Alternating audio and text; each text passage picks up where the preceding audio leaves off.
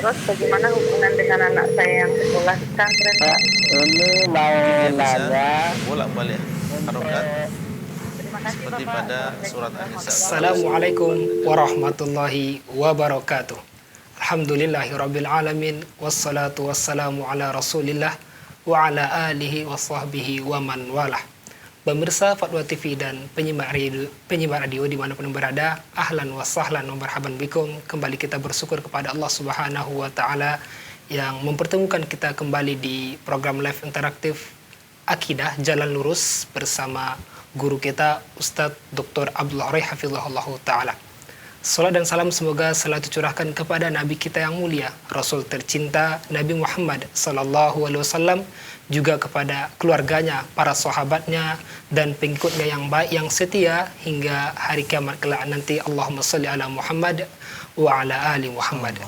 Kita informasikan bahwasanya acara live interaktif ini juga dirilai oleh radio anggota RTVC. Di antaranya Radio Bimbas Yogyakarta, Radio Sahabat Tegal Jawa Tengah, Radio MD FM Probolinggo, Radio Hang FM Batam, Radio Amuba Pangkal Pinang, Radio Sago FM Sumatera Barat, Radio Gema FM Bontang, Radio Al Hikmah Banyuwangi, juga Radio Tuah FM Riau, lantas Radio Madidah Ceruban, dan Radio Mas FM Solo. Dan tentunya bagi pemirsa yang ingin berpartisipasi, bertanya langsung berkaitan dengan tema kita, Akidah Jalan Lurus, bisa menghubungi di nomor 0331 544 6087. 0331 544 6087. Dan sebelum kita ajak pertanyaan telah masuk, alhamdulillah telah ada bersama kita pemateri kita Ustadz Dr. Abdullah Hafizahullah Ta'ala, belum merupakan salah seorang anggota Dewan Fatwa Perhimpunan Al-Irsyad. Kita sapa terlebih dahulu. Assalamualaikum Ustaz. Assalamualaikum warahmatullahi wabarakatuh. Gimana kabarnya Ustaz? Alhamdulillah. Gimana tuh? Alhamdulillah khair Ustaz. Alhamdulillah. Dan jazakallah atas waktunya. Barakallahu fiik. Hayakumullah. Sebagaimana biasa Ustaz, di pembukaan ini kita minta berupa kalimat pembuka nasihat Ustaz. Ya. Tafadhal. Bismillahirrahmanirrahim. Alhamdulillah. Wassalatu wassalamu ala Rasulillah wa ala alihi wa sahbihi wa man walah. Pada kesempatan yang berbahagia ini, saya hanya ingin membacakan salah satu di antara nasihat dari sebagian guru kami. Beliau adalah Dr. Sulaiman bin Salimullah Hafizahullah Ta'ala, berkaitan dengan sebab bertambahnya orang-orang yang terpapar virus corona di akhir-akhir ini. Ini adalah nasihat untuk kita semuanya, insya Allah. Beliau menyebutkan 3 sebab tersebut, dan ini semuanya adalah dengan izin Allah. Yang pertama adalah apa yang disebarkan oleh sebagian orang yang lemah akalnya, kata beliau, atau orang yang buruk maksudnya, bahwasanya virus ini tidak ada sebenarnya, dan bahwasanya ini adalah muamarah atau konspirasi. Maka kata beliau, ini adalah kesombongan terhadap kenyataan, padahal virus ini sudah menyebar dan sudah banyak orang yang menjadi korban. Ini sebab yang pertama. Kemudian sebab yang kedua yang beliau sebutkan, adanya sebagian orang yang mereka membenarkan kebohongan ini. Bahkan yang kedua adalah apa yang disebarkan oleh sebagian, bahwasanya virus ini adalah bukan sesuatu yang berbahaya, dan bahwasanya dia adalah seperti flu biasa dan yang semisalnya. Maka kewajiban kita adalah tidak membenarkan hal yang semacam ini, dan tidak pula berpartisipasi dalam menyebarkannya. Dan hendaklah, kata beliau, kita mengambil info-info seperti ini dari pihak-pihak yang memang mereka memiliki yang terpercaya. Kemudian yang ketiga, di antara sebab bertambahnya korban, kata beliau, adalah sebagian manusia mereka tidak mempedulikan lagi dan tidak memiliki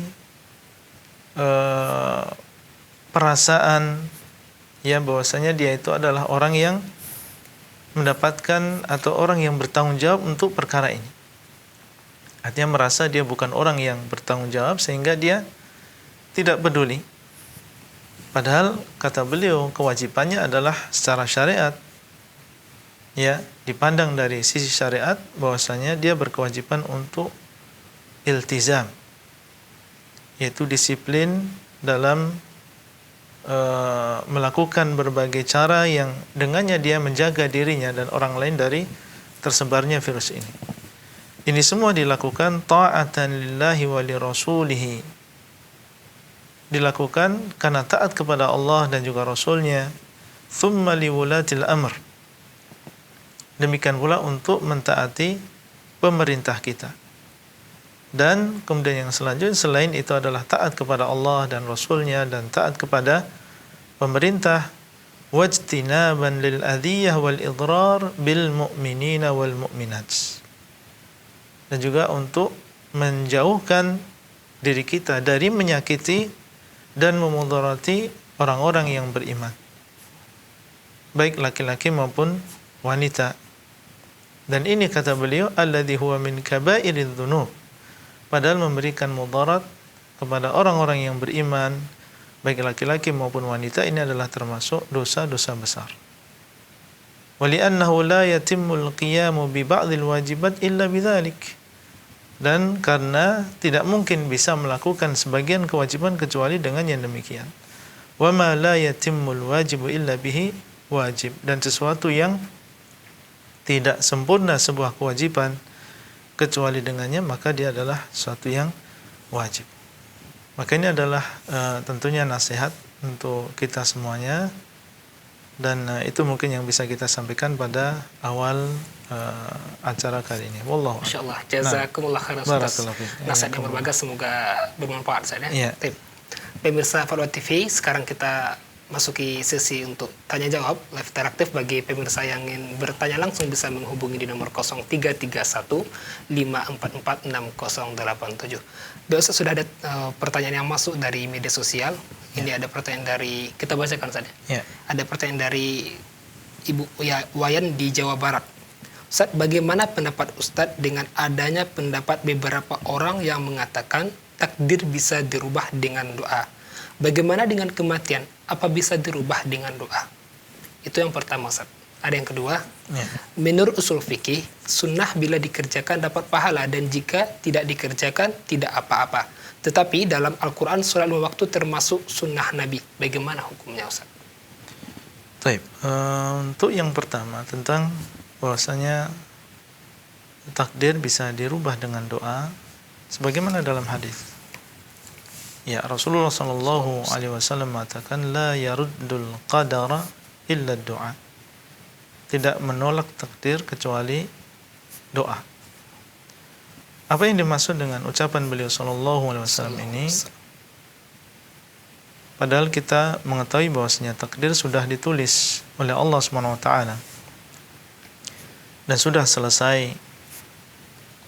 Dan Nabi SAW mengatakan rufi'atil aqlam wa jaffatis suhuf, pena-pena telah diangkat dan tinta telah kering, menunjukkan bahwasanya takdir yang Allah SWT tulis di dalam Lauhul Mahfuz ini sudah tidak berubah, sudah ditulis oleh Allah Azza wa Jalla. Dan apa yang terjadi sekarang ini tidak keluar dari apa yang sudah Allah tulis sebelumnya di dalam Lauhul Mahfuz.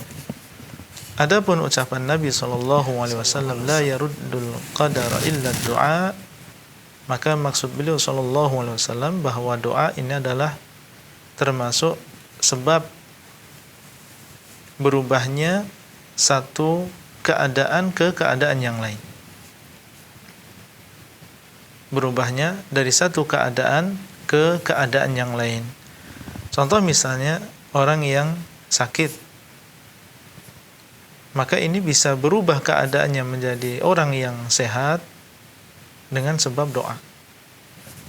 sakit kemudian dia mengatakan Allahumma rabban nas adhibil ba'sa washfi anta syafi la shifaa illa shifaa'uk shifaa'an la yughadiru saqama. Kemudian Allah mengabulkan doanya dan dia menjadi orang yang sehat.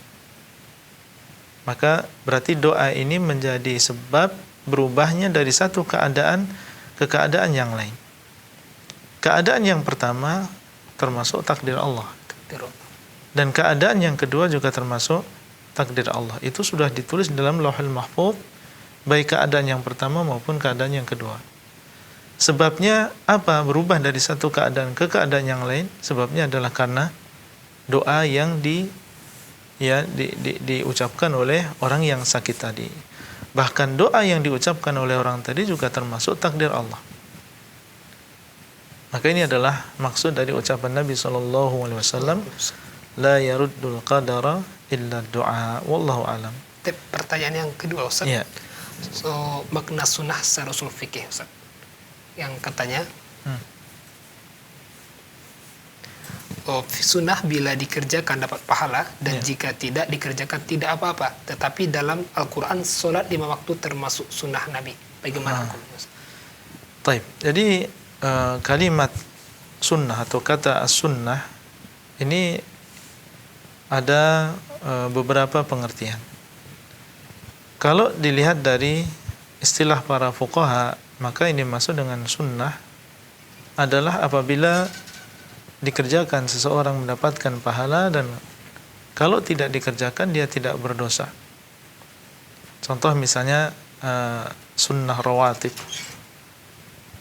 qabliyah dan juga ba'diyah, atau sholat duha, atau puasa Senin dan juga Kamis, maka hukumnya adalah sunnah. Yang semakna dengan ini adalah mustahab. Ini maknanya sama, mandub atau mustahab atau sunnah. Ini menurut istilah para fuqaha. Dan terkadang sunnah maknanya adalah hadis. Ya, seseorang mengatakan kita harus kembali kepada Al-Quran dan juga sunnah. Maknanya apa? Hadis. Maknanya adalah hadis. Ya, sunnah adalah hadis. Nah, terkadang sunnah ini lebih umum daripada hadis. Mencakup Al-Quran dan juga hadis. Itu adalah masuk semuanya dalam sunnah. Misalnya Nabi mengatakan alaikum bisunnati. Alaikum bisunnati. Hendaklah kalian berpegang teguh dengan sunnahku. Apakah hanya hadis Nabi SAW saja? Jawabannya tidak. Masuk di dalamnya Al-Quran. Ya, masuk di dalamnya hadis. Karena sunnah di sini lebih umum daripada hanya sekedar hadis. Dia adalah tariqatun Nabi SAW. Jalannya Nabi SAW. Karena sunnah secara bahasa adalah jalan. Sunnatun Nabi maksudnya adalah jalannya Rasulullah SAW. Dan jalan Rasulullah SAW tercantum di dalam kitabullah dan juga hadis. Jadi dilihat, ya tidak ada pertentangan di antara istilah-istilah ini. Kita melihat ini konteksnya apa. Ya, kalau seorang fuqaha, seorang faqih sedang menjelaskan permasalahan ini berdasarkan Al-Quran dan Sunnah dan juga ijma', berarti maknanya hadis. Ya, tapi kalau kita memahami hadis Nabi tadi, alaikum bisunnati, maka maksudnya adalah ini adalah agama secara keseluruhan. Atau mengatakan bahwasanya jenggot ini termasuk sunnah Nabi. Apa maknanya? Perilaku Nabi SAW. Ya, ini adalah bukan maksudnya adalah jenggotnya hukumnya sunnah, tidak.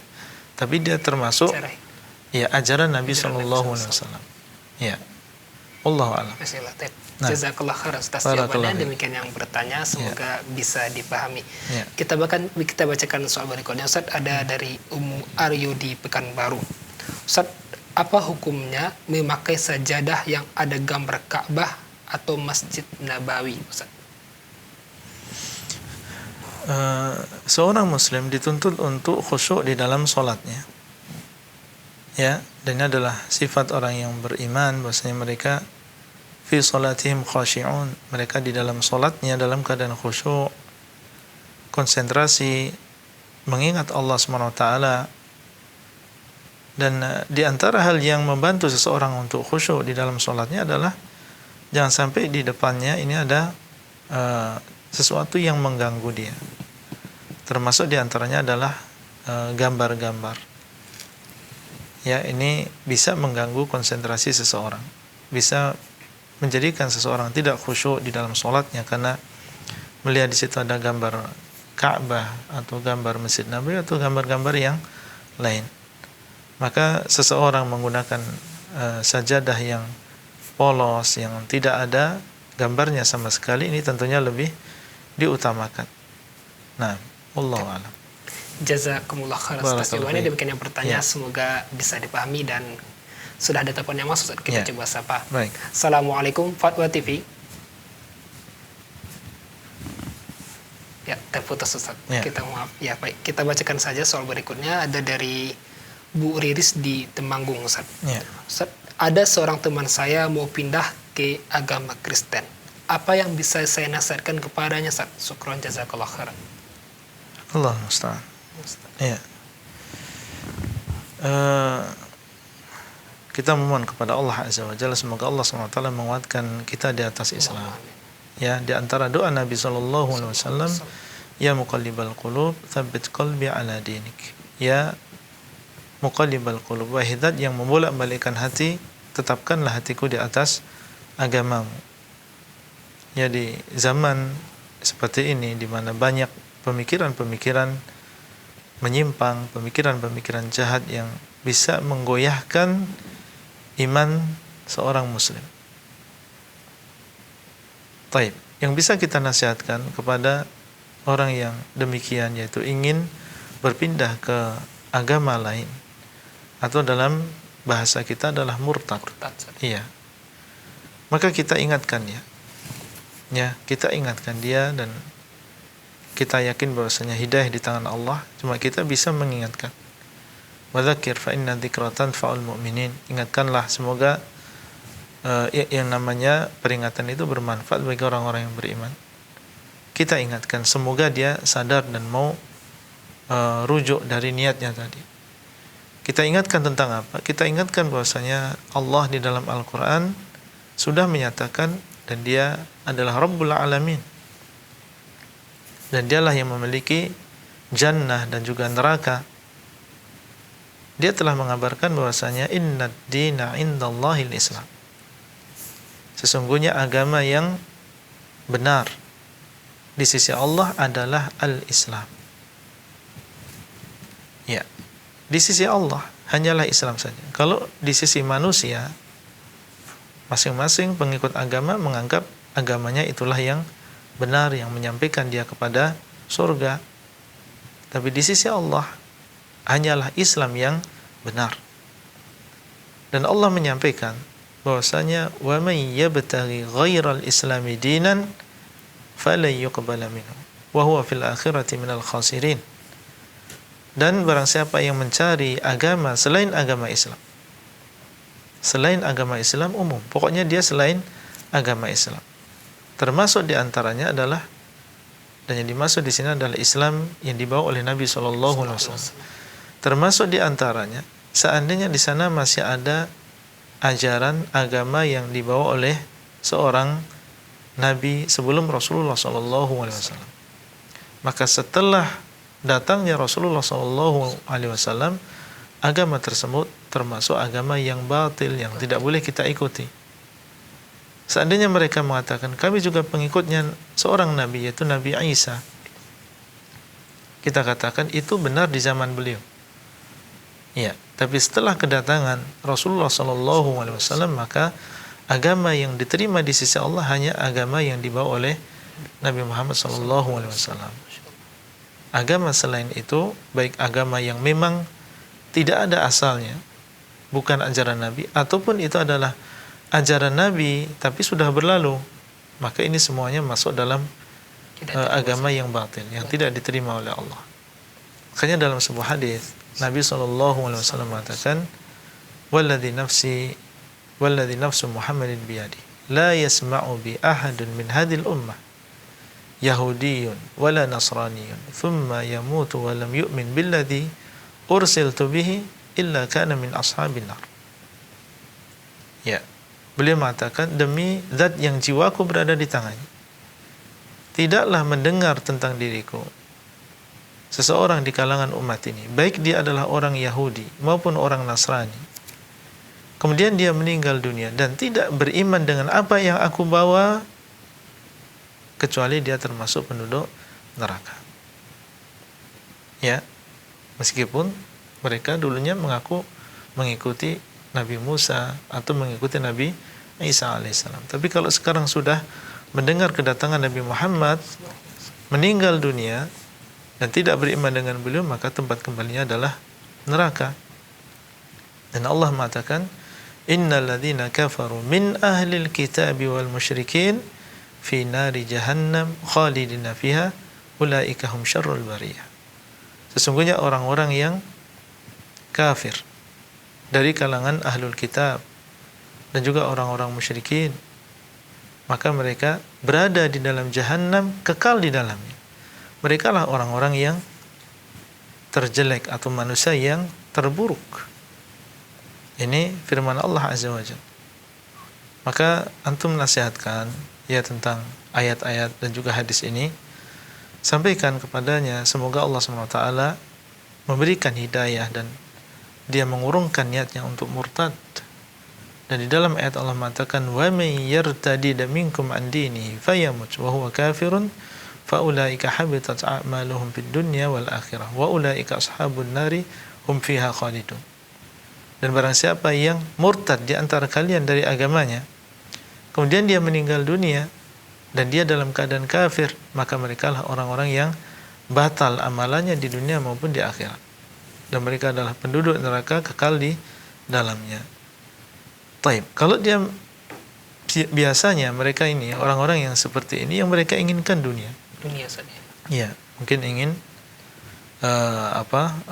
menikah dengan seseorang yang dia cintai karena ingin terus bersamanya sehingga dia rela untuk meninggalkan agama. Terkadang maksudnya adalah ingin uang atau ingin harta, diiming-iming oleh harta. Maka ingatkan bahwasanya itu semua akan hilang. Akan hilang dan dia akan segera meninggal dunia. Belum tentu ketika dia murtad kemudian dia mendapatkan apa yang dia inginkan. Seluruh ya rezeki ini sudah ditakdirkan oleh Allah Azza wa Jalla. Kalau dia meninggal dunia belum mendapatkan dunia tadi, dia sudah kehilangan agamanya dan dia belum mendapatkan dunia yang dia inginkan. Maka ini rugi dunia dan juga akhirat.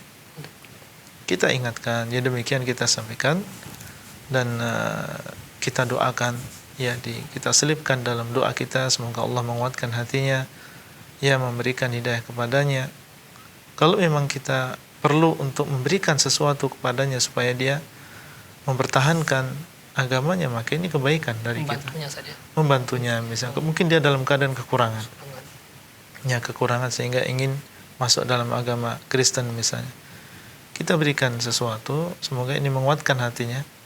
Allahu a'lam. Masya Allah. Jazakallah khairan atas jawabannya dan penjelasannya. Ya. Semoga bisa dipahami oleh yang bertanya. Ya. Baik, sudah ada telepon yang masuk, saat kita coba sapa. Ya. Assalamualaikum Fatwa TV. Assalamualaikum. Ya, assalamualaikum. Waalaikumsalam warahmatullahi. Bersama siapa di mana? Ini dari Ibu Miftah di Kalimantan. Silakan Ibu. Iya, Ibu Miftah di Kalimantan. Ya, silakan pertanyaannya Ibu. Ini mau bertanya Ustaz. Ya. Kan bawa anak sholat ke masjid.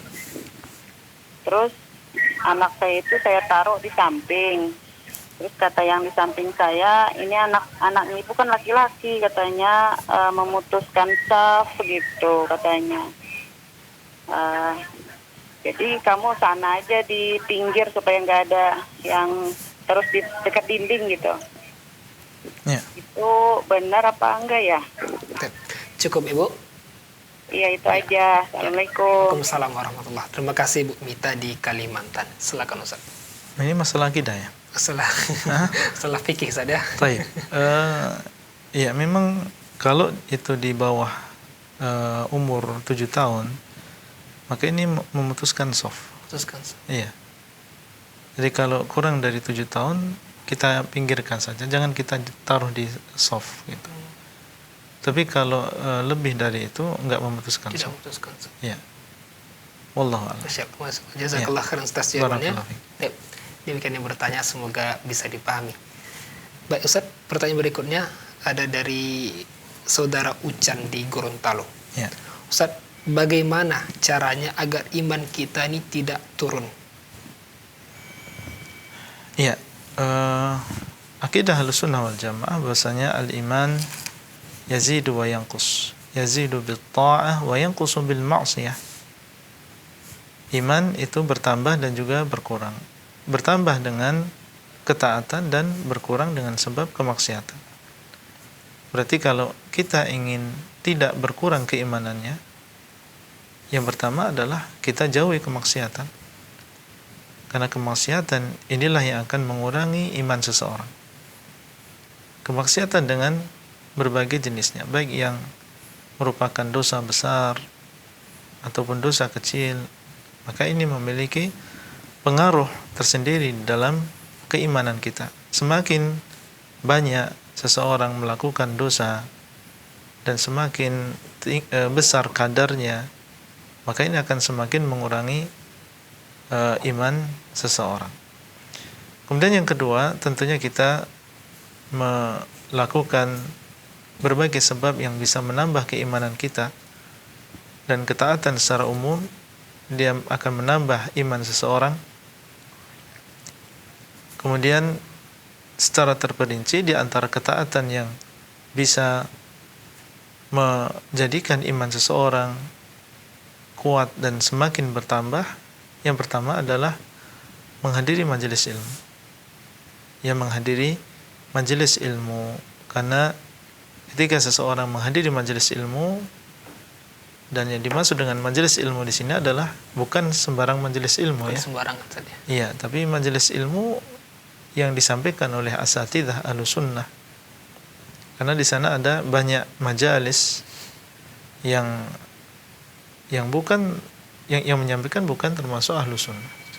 Sehingga penuh dengan guyon, penuh dengan Canda gitu. ya canda. Tidak ada di situ sesuatu yang bisa menambah keimanan seseorang. Ini jangan dihadiri yang demikian. Kita hadiri majelis yang benar-benar disampaikan di dalamnya ilmu agama. Ma qala Allah wa qala Rasul, apa yang disampaikan oleh Allah dan juga Rasulnya. Maka ini akan insyaallah akan menjadi sebab bertahannya keimanan kita, bahkan bisa bertambah. Mungkin seseorang berangkat dari rumahnya dalam keadaan lemah semangat, ya, lemah untuk hidup misalnya. Tapi ketika dia datang ke majelis ilmu, kemudian dibacakan misalnya firman Allah, wa ma khalaqatul jinna wal insa illa liya'budun. Ya, tidaklah aku ciptakan jin dan manusia kecuali untuk beribadah kepadaku. Ingat kembali bahwasanya anak di sini untuk beribadah. Ya, bukan untuk dunia ini, tapi untuk beribadah kepada Allah. Ketika seseorang di rumahnya mendapatkan musibah, datang ke majelis ilmu, dibacakan oleh ustaz, ma asaba min musibatin illa biiznillah. Tidaklah menimpa musibah kecuali dengan izin Allah. Wa may yu'min billahi yahdi qalbah. Barang siapa yang beriman kepada Allah, maka Allah akan memberikan hidayah kepada hatinya. Akhirnya dia menyadari, oh ini sudah ditakdirkan oleh Allah. Akhirnya pulang dari majelis ilmu dalam keadaan dia tegar, dalam keadaan dia bersabar, kembali semangat untuk hidup. Nah, ini diantara faedah menghadiri majelis ilmu. Bayangkan seandainya seseorang menyempatkan dirinya setiap pekan untuk menghadiri majelis ilmu seperti ini. Dan tentunya ini kalau dalam keadaan normal, tapi kalau dalam keadaan ya tidak normal seperti ini, ya kita bisa mendengarkan di TV misalnya seperti ini, atau di YouTube, ya, ceramah-ceramah yang disampaikan oleh asatidzah Ahlussunnah. Ini diantara caranya. Kemudian yang kedua adalah mentadabburi Al-Quran. Ya, mentadabburi Al-Quran, yaitu dengan berusaha untuk memahami firman Allah.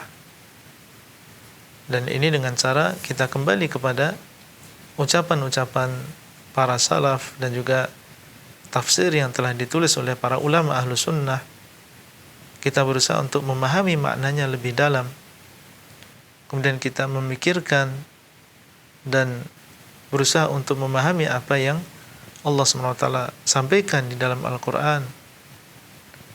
Ini berpengaruh besar terhadap keimanan seseorang, akan menjadikan dirinya lebih dekat dengan Al-Quran, menjadikan dirinya lebih dekat dengan Allah SWT.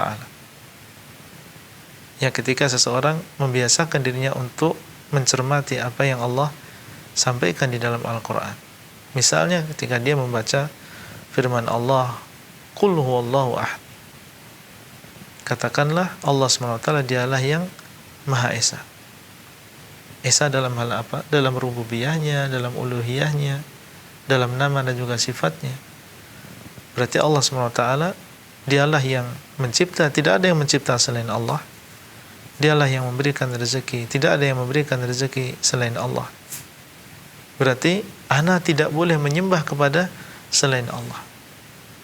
Baik doa, istighatsah, nadar, menyembelih, tidak boleh serahkan kepada selain Allah. Berarti dia berusaha untuk memahami apa yang dia baca. Satu ayat saja, kalau kita tadabburi dengan baik, maka ini pengaruhnya besar dalam diri seseorang. Daripada seseorang membaca satu halaman, dua halaman tanpa ada tadabbur, maka seseorang membaca satu ayat, dia ulang dan dia tadabburi, itu lebih berpengaruh dan terhadap keimanan dia daripada membaca dua halaman dari mushaf dan dia tidak mentadabburi isinya. Itu yang kedua. Dan kemudian yang ketiga, di antara hal yang menambah keimanan seseorang adalah tafakkur di dalam ciptaan Allah SWT, memikirkan ciptaan Allah yang ada di sekitar kita, yang dengan mudah kita melihatnya. Kita melihat ke atas, kita melihat langit, dan ke bawah kita melihat bumi, dan di sekitar kita melihat gunung, melihat hewan yang berbagai rupa, berbagai jenis. Maka kita kalau memperhatikan itu semuanya akan menyadari bahwa Allah SWT tidak menciptakan itu dalam keadaan sia-sia. Itu semua menunjukkan ilmu Allah yang maha luas, menunjukkan tentang qudratullah, kekuasaan Allah yang luar biasa, menciptakan langit berupa bangunan sebesar itu tanpa adanya tiang, dan tidak ada kekurangan sama sekali, menciptakan bumi dengan sifat yang sangat pas untuk kehidupan manusia. Dan bisa seseorang memperhatikan dirinya sendiri, dia melihat kepada dirinya sendiri. Kalau biasanya dia melihat yang lain, sekarang lihat kepada dirinya sendiri. Wa fi anfusikum afala tubsirun. Dan di dalam diri kalian, apakah kalian tidak melihat? Dan biasanya kita kan melihat ke yang lain terus, jarang kita melihat pada diri sendiri. Lihat bagaimana Allah menciptakan diri kita sendiri. Lihat tangan antum, lihat kaki antum, lihat bagaimana Allah menciptakan diri antum sedemikian sempurnanya. Orang yang membiasakan dirinya memikirkan ciptaan Allah SWT, maka insya Allah akan banyak bertambah keimanannya. Makanya dalam Al-Quran ketika Allah menyebutkan tentang ulil albab, mereka adalah orang-orang yang berakal, mereka adalah orang-orang yang memperhatikan ciptaan Allah. Inna fi khalqis samawati wal ard wa ikhtilafil laili wan nahar la ayatin li ulil albab. Sesungguhnya di dalam penciptaan langit dan bumi dan perselisihan atau perbedaan siang dan malam, pergantian siang dan malam, ini ada tanda-tanda, kata Allah. Ada ayat menunjukkan tentang kalau kita mentadaburi atau mentafakuri penciptaan langit dan juga bumi dan pergantian siang dan malam, akan kita dapatkan banyak tanda-tanda kekuasaan Allah. Bukan hanya ayat, tapi ayat, banyak tanda-tanda kekuasaan Allah. Siapa yang mendapatkan hal tersebut? Ulul albab, Ya, mereka adalah orang-orang yang memiliki akal. Dan masing-masing kita punya akal. Ya, tapi siapa di antara kita yang menggunakan akal sebagaimana mestinya? Ya, Allah ciptakan untuk kita akal ini di antaranya adalah untuk mentafakuri ya ciptaan Allah SWT. Dan lihat bagaimana Allah SWT ketika menceritakan tentang ulul albab ini. Alladzina yadhkuruna Allaha qiyaman wa qu'udan wa 'ala junubihim wa yatafakkaruna fi khalqis samawati wal ardh. Kemudian mereka mengatakan Rabbana ma khalaqta hadza batilan. Ketika mereka tafakkur, ya mereka mengatakan, ya Allah, yang Engkau tidak menciptakan ini semua dalam keadaan batil. Semuanya ada manfaatnya, semuanya ada hikmahnya. Ya, berdasarkan itu semua diciptakan oleh Allah berdasarkan ilmunya yang maha luas, berdasarkan hikmahnya. Ini baru kita saja, ternyata saudara kita atau manusia yang lain yang jumlahnya tak terhingga, Allah juga yang menciptakan seperti ini. Berarti Allah memperhatikan kita, memperhatikan antum, memperhatikan yang lain. Betapa luasnya ilmu Allah. Dan semuanya diurus oleh Allah SWT. Ini menjadikan seseorang bertambah keimanannya. Itu beberapa perkara yang insya Allah bisa menjadi sebab bertambahnya iman seseorang. Wallahu a'lam. Masyaallah, jazakumullah khairan Ustaz atas penjelasan dan jawabannya. Semoga bermanfaat bagi kita semua. Baik Ustaz, sudah ada telepon yang menunggu, kita coba sapa. Assalamualaikum Fatwa TV.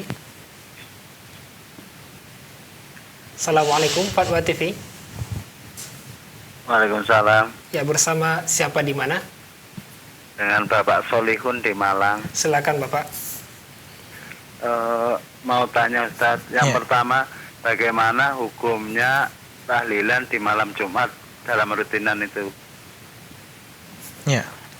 Terus yang kedua, yang kedua Bapak. Yang kedua, bagaimana mendoakan orang tua yang sudah meninggal, ibu dan bapak? Ya. Cukup Bapak? Ya cukup. Ya, terima kasih Bapak Solihun di Malang. Waalaikumsalam. Silakan Ustaz. Iya, acara ini yaitu acara tahlilan yang dimana dikumpulkan atau berkumpul beberapa orang di malam Jumat, kemudian melakukan beberapa ritual, di antaranya adalah membaca surat Yasin ya. Atau kemudian juga berdoa bersama atau membaca la ilaha illallah berapa kali misalnya. Maka ini bukan sesuatu yang diajarkan oleh Nabi kita Muhammad SAW. Dan kita tahu bahwasanya yang namanya ibadah ini tauqifiyah. Artinya kita terima jadi dari Rasul kita, orang yang telah diutus oleh Allah SWT kepada kita. Karena beliau SAW diutus untuk kita semuanya. Di antara yang beliau bawa adalah tata cara ibadah. Allah SWT tidak akan menerima amal ibadah dari kita kecuali amal ibadah yang diajarkan oleh Rasulullah SAW. Ya, kalau kita mengamalkan sebuah ibadah ya yang diajarkan oleh Nabi SAW dan kita ikhlas dalam melakukannya, maka terpenuhi dua syarat diterimanya ibadah. Tapi kalau kita melakukan sebuah ibadah yang tidak diajarkan oleh Nabi, meskipun kita ikhlas dalam melakukan ibadah tadi, maka tidak akan diterima oleh Allah SWT. Apa gunanya diutus Rasul kalau kita membuat sendiri ibadah-ibadah tadi? Tidak mencontoh saja. Tidak mencontoh. Nabi diutus kepada kita adalah supaya kita contoh. Masalah bagaimana dan apa yang kita lakukan ketika orang ada yang meninggal dunia sudah dijelaskan oleh Nabi SAW. Agama kita ini lengkap. Sempurna saja. Lengkap, sempurna.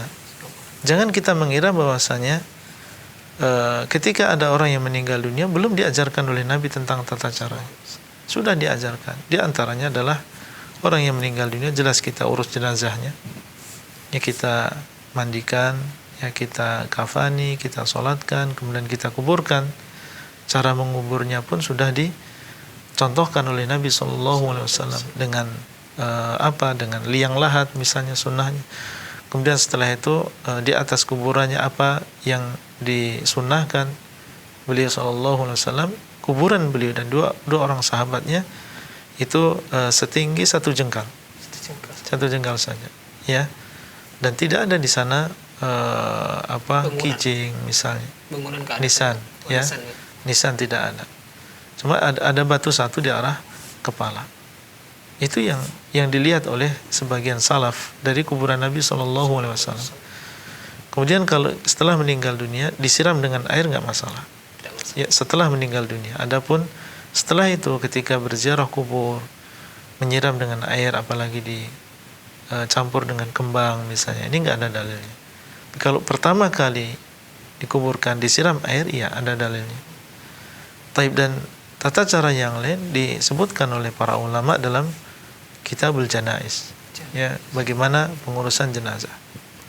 Tapi bagaimana sikap orang-orang yang ditinggal keluarganya?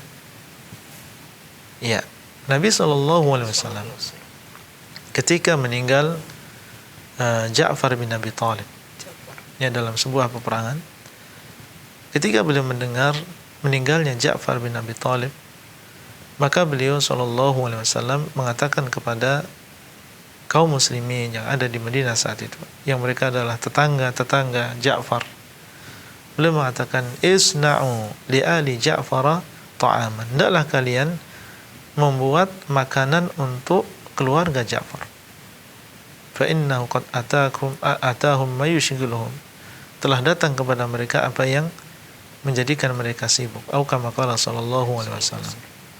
Ini petunjuk Nabi. Jadi petunjuk Nabi, ketika ada orang yang meninggal dunia, maka tetangga-tetangganya itu menunjukkan solidaritas, ya, menunjukkan perhatian mereka kepada keluarganya, yaitu dengan cara memberikan makanan, mengirim makanan, ya. Jadi yang membuat makanan itu bukan ahlu al-bait, bukan orang yang ditinggal, tapi yang membuat makanan justru tetangga-tetangganya. Ini petunjuk Nabi SAW. Iya. Dan ini yang sesuai dengan hikmah. Kita justru menunjukkan perhatian kita terhadap orang yang ditinggal tadi. Mereka sedih, kehilangan bapaknya, kehilangan suaminya. Ya, ternyata tetanggaku memperhatikan aku. Aku nggak sendiri. Ya, mereka memperhatikan aku. Ini kan hikmah. Adapun orang yang ditinggal, justru dia dibebani. Ya, dibebani ya dengan berbagai biaya, acara 3 hari, acara 7 hari dan seterusnya. Maka ini ya pertama tidak ada dalilnya, kemudian yang kedua ini menjadi beban bagi mereka. Ya, menjadi beban bagi mereka. Bahkan ada di antara mereka yang sampai memakan harta anak yatim. Iya, harta anak yatim, karena ini seorang ayah meninggalkan seorang anak dan dia juga meninggalkan hartanya adalah milik anak yatim, digunakan untuk acara seperti itu. Terkadang sampai menjual barang, berhutang dan lain-lain. Kalau ditanya nggak enak, ya nggak enak kalau nggak melakukan. Ya, tetangga mereka melakukan, nanti ada yang mengatakan, ya berarti kita tidak berbakti kepada kedua orang tua. Ya, atau menganggap memperlakukan jasad orang tua seperti kalau kita memperlakukan bangkai. Artinya kalau bangkai kan dikubur gitu saja, nggak ada acara-acara. Nah, ini syubhat yang demikian, ya, sebuah kerancuan. Kita mengikuti Nabi SAW. Jadi alhamdulillah dalam Islam mudah sebenarnya, bukan sesuatu yang bertele-tele, bukan sesuatu yang rumit. Ya, dalam Islam tidak ada acara-acara seperti itu. Bayangkan seandainya hari ini meninggal dunia satu orang, besok istrinya meninggal dunia, ya, satu saja mereka sudah kepikiran ini dapat uang dari mana gitu. Apalagi besoknya lagi ada yang meninggal dunia, atau 2 minggu lagi ada yang meninggal dunia. Nah, ini memberatkannya demikian. Jadi sudah tidak diterima di sisi Allah karena tidak ada dalilnya. Kemudian yang kedua, ya dia memberatkan manusia, ya memberatkan masyarakat. Ya Islam tidak mengajarkan yang demikian. Tapi terkadang yang sulit itu Ustaz, karena sudah jadi tradisi gitu Ustaz, sulit untuk mengubahnya gitu Ustaz. Terkadang jawaban masyarakat, ini tradisi kita gitu, sulit untuk merubahnya. Iya, dan ini yang diucapkan oleh orang-orang musyrikin Quraisy. Ketika Nabi SAW diutus, ya, bahkan bukan hanya mereka saja, umat-umat yang menentang para nabi, ketika mereka didakwai, ya mereka mengatakan inna wajadna aba'ana ala ummah wa inna ala atharihim muhtadun. Sesungguhnya kami mendapatkan bapak-bapak kami dalam keadaan ya di atas sebuah tradisi, sebuah budaya, dan kami mengikuti mereka dalam keadaan kami mendapatkan petunjuk. Ini sebab kesesatan kalau kita mengikuti tradisi yang bertentangan dengan agama, yang dengan tradisi tadi kita menolak ajaran Nabi. Tidak, kita sebagai seorang muslim sudah menyatakan asyhadu alla ilaha illallah wa asyhadu anna Muhammadar Rasulullah. Berarti kita siap untuk meninggalkan apa saja untuk mengikuti Nabi Muhammad SAW. Iya, termasuk diantaranya budaya, tradisi. Budaya dan juga tradisi kita ini tidak semuanya bertentangan dengan syariat Nabi, betul? Tidak semuanya. Ya, jadi yang tidak bertentangan silakan kita melakukannya, silakan, luas perkaranya. Jadi misalnya di tempat kita pakai songkok, pakai apa ini? Kemeja koko. Ya, kemeja koko atau baju koko. Fadhal. Ini budaya kita di sini. Kalau di Arab lain lagi budaya, kalau di Maghrib lain lagi budayanya. Ini apakah bertentangan dengan syariat Islam? Tidak.